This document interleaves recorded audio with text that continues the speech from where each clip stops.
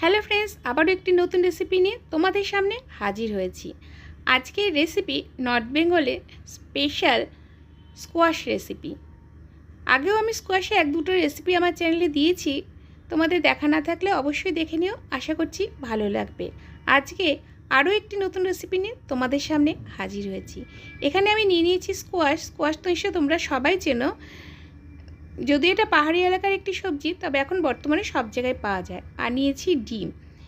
এখানে কড়াইয়ের মধ্যে দিয়ে দিচ্ছি জল, আর তাতে দিয়ে দিচ্ছি নুন। এবার এতে ডিমগুলো দিয়ে সেদ্ধ করে নেব। এভাবে যদি ডিম সেদ্ধর সময় কড়াইতে বা যাতেই তোমরা সেদ্ধ করবে একটু নুন দিয়ে দাও, তাহলে কিন্তু ডিমগুলো কখনোই ফেটে যাবে না, আর ভেতরে কুসুমটাও বেরিয়ে আসবে না। এখানে নিয়েছি স্কোয়াশ। এবার স্কোয়াশের প্রথমে দু সাইডটা এভাবে কেটে ফেলে দেব, তারপর মাছ বরাবর এটাকে কেটে নেব।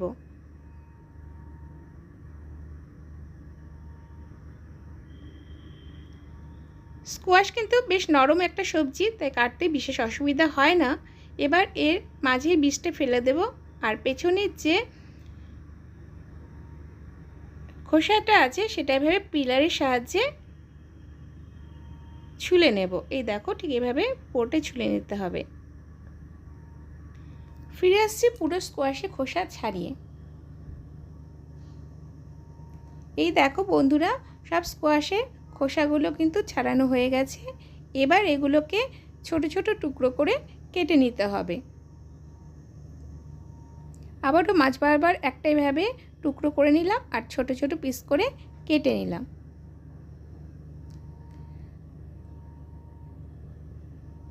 এইভাবে পুরো স্কোয়াশটা কেটে নেব। সম্পূর্ণ স্কোয়াশ কাটা হয়ে গেছে। এখানে আমি একটা আলু নিয়ে নিয়েছি, আলুর খোসা ছাড়িয়ে নিব, আর তারপর একইভাবে আলুটাকেও টুকরো টুকরো করে কেটে নেব। স্কোয়াশ আর আলু একই সাইজে কেটে নিয়েছি, তোমরা চাইলে কিন্তু আলুটা একটু বড় করেও কাটতে পারো, তাহলেও ভালো লাগে।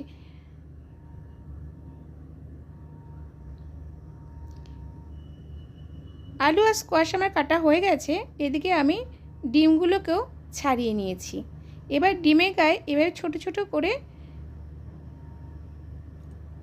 চিড়ে নিচ্ছি, যাতে যখন নুন হলুদ মাখানো হবে ভেতর পর্যন্ত সব মশলাগুলো ঢুকে যায়। সেই জন্য এভাবে কিন্তু সবসময় ডিম রান্নার সময় একটু করে চিড়ে নেবে ডিমগুলোকে, তাহলে ডিমের ভেতরে কিন্তু স্বাদটা বেশ ভালো হয়। নুন আর হলুদ দিয়ে ডিমগুলোকে খুব ভালো করে মেখে নিচ্ছি। এই দেখো, এভাবে ঘষে ঘষে ডিমগুলোকে হলুদ নুন দিয়ে মেখে নিলাম। এখানে একটা কড়াইয়ের মধ্যে নিয়ে নিয়েছি সর্ষের তেল। তেল গরম হলে তার মধ্যে ছেড়ে দিচ্ছি হলুদ নুন দিয়ে মেখে রাখা ডিমগুলো। এবার মিডিয়াম ফ্লেমে 2 থেকে 3 মিনিট মতো ডিমগুলোকে ভেজে নেব। ডিম কিন্তু কখনোই ওভার কুক করবে না, তাহলে কিন্তু শক্ত হয়ে যাবে, খেতে একদমই ভালো লাগবে না। এই দেখো, ডিমগুলো ভাজা হয়ে গেছে। এবার ডিমগুলোকে কড়াই থেকে তুলে নেব। এবার কড়াইয়ের মধ্যে দিয়ে দিয়েছি সামান্য পরিমাণে তেল, আর তাতে দিয়ে দিলাম একটা তেজপাতা আর গোটা জিরে। গোটা জিরে আর তেজপাতা এইভাবে কয়েক সেকেন্ড ভেজে নেব, আর তারপর এতে দিয়ে দিচ্ছি একটা মাঝারি সাইজের পেঁয়াজের কুচি।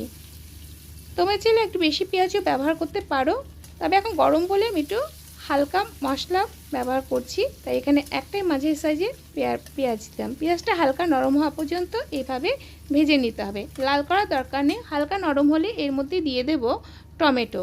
এখানে একটা মাঝারি সাইজের টমেটোকে এভাবে টুকরো টুকরো করে কেটে নিয়েছি। এবার এতে দিয়ে দিচ্ছি নুন।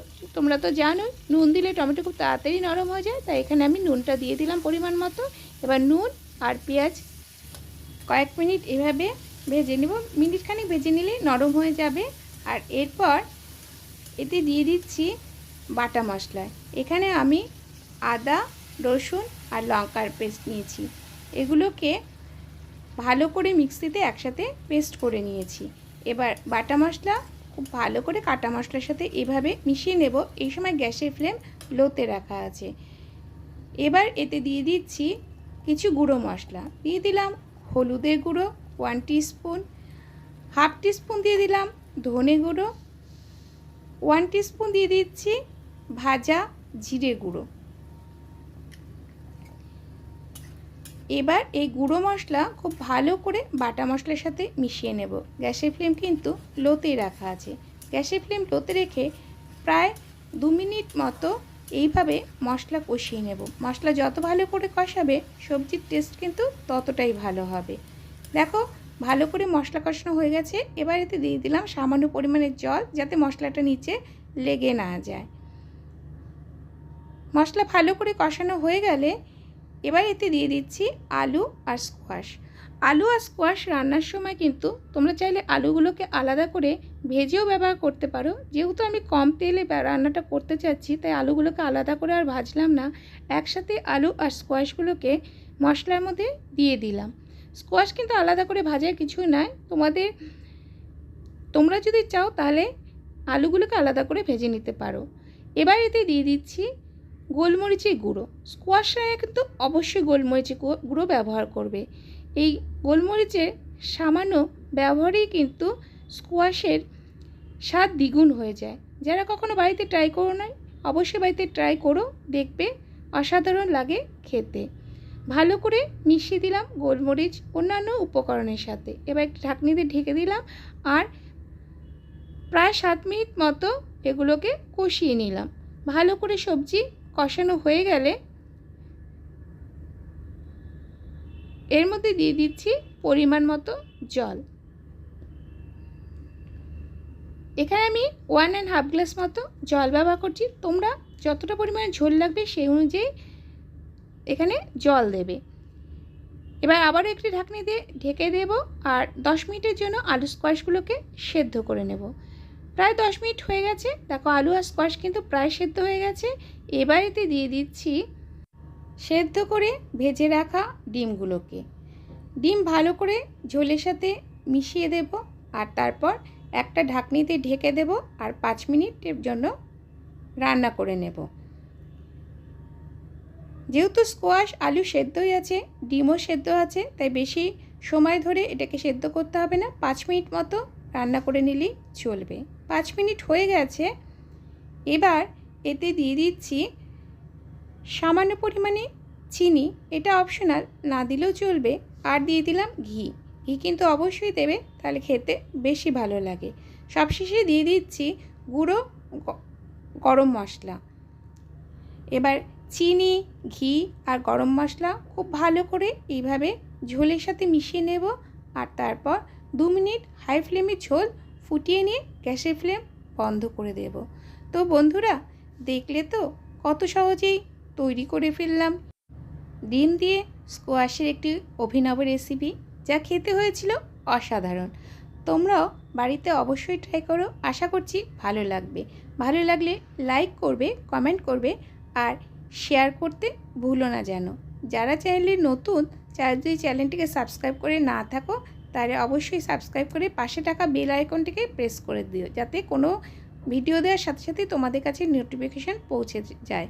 ফিরে আসছি আবারও নতুন কোনো রেসিপির সঙ্গে, নতুন কোনো ভিডিও নিয়ে খুব তাড়াতাড়ি। ততক্ষণের জন্য ভালো থেকো সবাই। Bye bye.